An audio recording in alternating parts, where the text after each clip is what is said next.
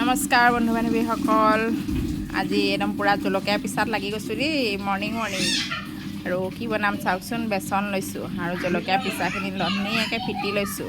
আৰু এয়া কি দেখিছেনে, কলফুল। ইয়াৰ মাজৰ শলিতাডাল এৰুৱাই ল'ব, এৰুৱাই লৈ পকৰি টাইপত বনাই দিব। আৰু এয়া এটা এটাকৈ মই এনেধৰণে বনাই ল'লোঁ আৰু চাহৰ লগত এতিয়া খাম।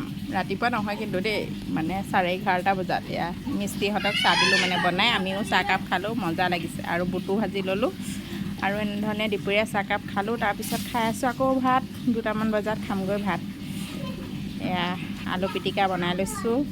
গৰম একদম দিনক দিনে বাঢ়িহে গৈছে আৰু পিঁয়াজ কাটি ল'লোঁ, আলু পিটিকা, জলকীয়া, খৰিচা এনেধৰণে পিটিকা বনাই লৈছোঁ।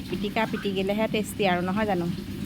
আপোনালোকে কিছুমানে আকৌ বেয়াকৈ কমেণ্ট কৰিব আৰু দেই, ইমান পিটিকে নে বুলি। তাৰপিছত এতিয়া ভাতৰ থালিত বহি লৈছোঁ আৰু ভাতটো কি খাইছোঁ চাওক। আজি ঢেকীয়াৰ লগত মচুৰ দালি আৰু টেঙা আৰু কলডিলৰ ভাজি, এনেধৰণে দুপৰীয়া সাজটো খাওঁ। খাই বৈ লৈ আকৌ আজি আমি যাম ফুৰিবলৈ মাৰ ঘৰলৈ যাম।